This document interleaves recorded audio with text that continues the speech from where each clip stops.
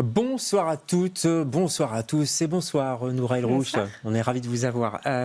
Si vous étiez une couleur, Nora, vous seriez laquelle? Le jaune. Ah bon? Ouais. Pourquoi? Pour le poussin ou... Ouais, je suis pas mignonne comme un poussin.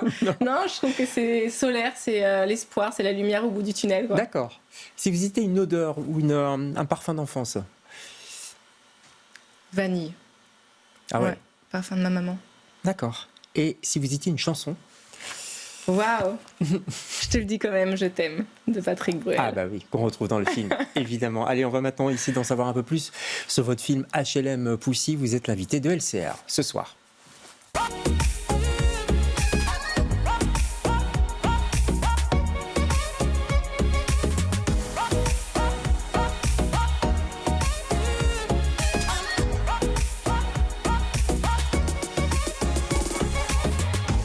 Tous les meufs derrière ou pas? Princesse Yasmine, t'as Instagram? C'est grave belle. Oh, toi, t'es Aladdin et tu vas aller sortir le tapis, vous allez voler. Faut insulter vos mères pour que vous intéressiez. Ma mère, nique ta mère. Donne-moi ton 06. Ça passe maintenant? On fait quoi? Les meufs de maintenant font trop les bêtes. Tu vas parler avec eux, c'est fini. Ouais, attendez-moi. Je te jure, y'a rien. Connard! Eh, ta gueule. Wallah, Mina, ta gueule. Qu'est-ce qu'il y a? Pourquoi t'es comme ça? Zach m'a bloqué dans la salle de bain. Et il m'a embrassé sur la bouche. On peut pas laisser passer ça. On n'a qu'à le filmer. Il n'y a jamais de preuves. C'est pour ça que la justice, elle se fait pas. Passe la nuit avec moi. Tu verras, je te mens pas. Je vais prendre soin de toi, je te jure. Je vais te faire l'amour comme un ouf. Don't mess with my HLM Poussy.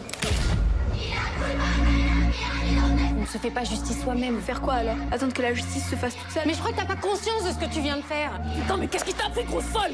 Je voulais juste aider Zineb. Je t'ai rien demandé, moi. Je vais supprimer ta putain de vidéo. On peut pas abandonner. Si je la supprime, ils gagnent. Ils gagnent tous.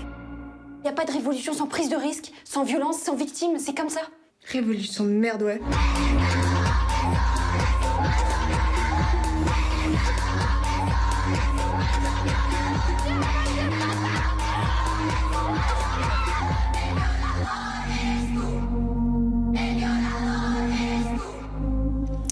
HLM Poussy sur les écrans belges. On vous donnera les salles en fin d'émission le 25 septembre. Et rebonsoir Nora. Bonsoir. Quel film. Je voudrais juste vous citer pour commencer. Vous avez dit dans une interview en français, parce que le film est sorti en français au printemps dernier, je m'adresse aux petites filles partout dans le monde qui peut-être un jour pourront regarder ce film et peut-être un jour avoir le courage de parler. Tout est dans le peut-être, je trouve. Pourquoi? Parce que l'omerta, la loi du silence, elle est encore là, elle est encore bien tenace. Oui, clairement, on vit encore dans une société très patriarcale, dans une société où quand on est victime, la justice se fait très lentement, très difficilement, voire pas du tout, en tout cas pas comme on aimerait. Donc il y a encore des codes très ancrés et oui, naïvement, je pensais que... parce que quand j'ai écrit le film, c'était il y a... Pendant 10 ans, hein, j'ai mis à écrire ce film. Ouais. La société, le MeToo n'existait pas. Et quand il a émergé, je me suis dit, mais c'est génial. Voilà, naïvement, je me suis dit, c'est bon, tout va être résolu. Tout se règle, ouais. Voilà, et force est de constater que c'est de pire en pire. Donc, ouais. Loin de là. C'est un film nécessaire pour vous. Vous avez, je le dis parce que vous l'avez dit dans une interview, vous avez vous-même été victime d'une agression sexuelle à 20 ans. Tout à fait. Il fallait faire ce film pour vous? Ouais. En fait, c'est pas tant un exutoire, c'est plus un exutoire. C'est vraiment le fait de me dire que peut-être ce film peut éveiller, peut bousculer, peut aider une personne et éviter un drame, en fait. Je veux planter des graines avec ce film.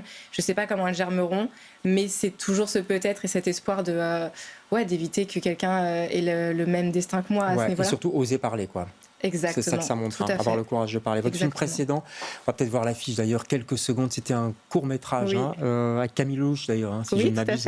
Ça parlait déjà du viol et aussi de sororité. Ça, c'est très important aussi, c'est presque l'autre thème du film, je trouve. C'est vrai, l'amitié, la sororité. Oui, parce que je pense que quand on est, en tout cas, quand on est à tous âges, on a quand même quelque chose avec entre femmes où on se comprend dans certaines difficultés, notamment dans tout ce qui est du domaine du consentement, des agressions, etc. Et parler de cette sororité, c'est important pour moi parce que je pense que c'est entre nous déjà qu'on peut s'allier pour faire bouger les choses. Et on a besoin d'hommes pour ça. Ouais. Mais c'est vrai qu'on est plus fortes ensemble et avoir des oreilles pour pour écouter, c'est la toujours force, bien. la force du groupe, quoi. Exactement. Ouais. Alors, jusqu'ici, la vague MeToo, on en parlait, elle touchait quand même plutôt la classe privilégiée. Hein. Ça a commencé aux États-Unis, dans le monde du cinéma, puis en France, via la télévision, la littérature, la politique, le sport. Je dirais que pour les quartiers populaires, c'était un peu plus... on en parlait moins, en fait. C'est ça que vous vouliez montrer aussi ? C'est pas tant qu'on en parle moins, c'est qu'on est au courant que ça existe. Mais c'est vrai qu'avant de se battre parce qu'on est une femme et pour nos valeurs de femme, faut d'abord qu'on se batte parce qu'on est noir, parce qu'on est arabe, parce qu'on est musulman, parce qu'on n'a pas beaucoup d'argent. Donc faut trouver le remède à tout ça avant de se dire ah oui, je vais aussi me battre pour ma condition de femme, quoi. Ouais, être féministe, c'est aussi lutter contre le racisme, c'est lutter contre les discriminations sociales. Ouais, le féminisme, c'est large, mais c'est être au courant, voilà, de tout ce qui peut impacter, voilà, le fameux mot à la mode, l'intersectionnalité, quoi. C'est vraiment ce côté où il y a un gros entonnoir et en fonction de qui on est, on va pas se battre avec la même intensité, la même priorité, mais on peut toutes être féministes. Ouais. Alors, on voit que l'actualité nous rattrape. Enfin, de toute façon, elle nous rattrape toujours avec le procès de Mazan. Là, on voit que la culture du viol, en fait, elle est partout, dans toutes les classes de la société, dans tous les milieux. C'est très frappant dans ce grand procès qui a lieu en ce moment. Et en même temps, il y a un procès. En même temps, les hommes sont là. Est-ce que ça veut dire que je vous vois hausser les yeux, ça veut dire que ça va servir à rien ou quoi ? J'ai l'impression quand même que le masculinisme pourrait peut-être basculer, non ? Je pense qu'il faut des procès témoins. Mais je ne crois pas un seul instant que ce procès va changer les choses, malheureusement. Surtout quand on voit certains avocats, comment ils parlent. Et j'attends de voir combien ils vont se prendre, ces hommes-là. Ouais, ça va être vraiment... On va voir, mais il y aura le procès Mazan et les autres procès Mazan qui n'ont pas été révélés. Qu'est-ce qui va se passer pour eux, quoi. Et combien y en a-t-il de procès Mazan potentiels ? Voilà, c'est ça. Quand on voit que dans un périmètre de 10 km, on arrive à avoir autant d'hommes qui sont capables de violer une personne, et comme vous l'avez dit, d'univers complètement différents, il n'y a pas un profil type, ça fout un peu les boules. Ça donne le vertige. Hein. Ouais. Allez, on va revenir au film. Zineb, Djeneba, Mina, elles ont une énergie folle, je trouve, une rage aussi incroyable. On va regarder un autre extrait du film, c'est un peu le début. On les voit courir. Allez-y. Tu pisses là ? Il a aucune chance. Mais non, t'as été... Ouais, je suis de Genève. Vas-y, tu vas pas là. Pars-toi là, la merde là. On est grosse connasse de merde là. Pars-toi là, cassez-moi les couilles là. Pars-toi là. Tiens. Pars-toi là. Les gars, casse-toi, putain. Vas-y, pousse. La merde, c'est trop. La merde, c'est trop, j'en ai une merde. Pourquoi tu rigoles, toi ? Je t'ai dit de pas pisser ici, frère. Pourquoi tu as mon zèbre ? T'es bizarre, toi, pourquoi tu as mon zèbre ? Mais t'as de la plus partout, gros. Vas-y, pars-toi. C'est ta faute, toi aussi. Bande de grosses connasses. Ah, bande de connasses là. Vas-y, viens. Minel, arrête.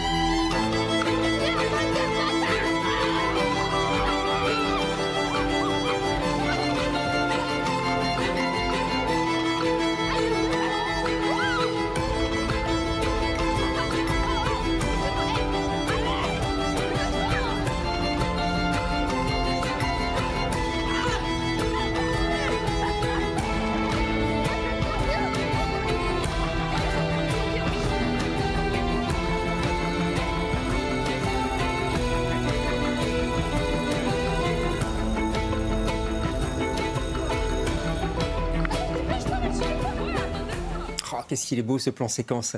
Et musique composée par Clément Terry. Ouais. Voilà, c'est vrai musique incroyable tout au long du film, je tiens à le dire. Bah, tout à fait. Et, mais ce plan séquence est beau parce que tout le film est là en fait. Toute cette forme, on parlait de la sororité, mais c'est là. Je vais les citer. Hein. Léa Aubert, Medina Diarra, c'est ça ? Oui. Et Salma Takaline. Salma Takaline. Oui, c'est ça. Salma Takaline, elles sont incroyables. Elles sont incroyables, elles sont talentueuses. Et en fait, le film leur parle toutes à des degrés différents. Mais c'est vrai qu'elles sont en plein dans cette génération que je décris dans ce film. Et pourquoi cette génération-là d'ailleurs ? Pourquoi vous avez choisi cet âge-là ? Parce que je trouve que 15 ans, c'est vraiment le basculement de l'âge d'enfant à l'âge d'adulte. Ouais. C'est là où on doit construire notre pensée, on doit un peu se détacher celle de nos parents. Et c'est un peu aussi l'âge où on pense qu'on est amis pour la vie. Enfin, il y a une espèce de encore de naïveté et on est à la fois aussi basculé dans ce monde d'adultes, dans cette société avec tous ces problèmes tels que MeToo. Et c'est un peu, bon allez, on vous a laissé une société, débrouillez-vous avec et ramassez nos pots cassés, quoi. Alors, ce qu'il faut dire pour qu'on comprenne, mais je crois qu'on l'a compris dans la bande-annonce, c'est qu'il y en a une des trois qui a été victime d'une agression sexuelle et puis elles vont se battre pour essayer que... Et on va voir que c'est pas facile du tout. Ouais, essayer que ça sorte, quoi. Voilà, elles vont avoir des réactions complètement différentes face à cette agression. Elles vont avoir des armes différentes pour le combattre. Et ça pose aussi la question des réseaux sociaux, qui est une arme à double tranchant. Complètement. Donc ce film parle vraiment de cette amitié qui va être fissurée à travers ça va créer un fossé social et culturel qui existe entre elles, quoi. Les réseaux sociaux, d'ailleurs, au montage, le montage est assez subtil pour ça. Ils sont partout dans le film. On voit qu'ils se resserrent de plus en plus, quoi. Il y a quelque chose de très fort, de très violent aussi. On sent une violence aussi. C'est une arme. C'est une arme, complètement. Ça devient même, à un moment donné, une arme dangereuse. Il y a autre chose qui scande de ce film. Regardez, c'est une vidéo virale quasi.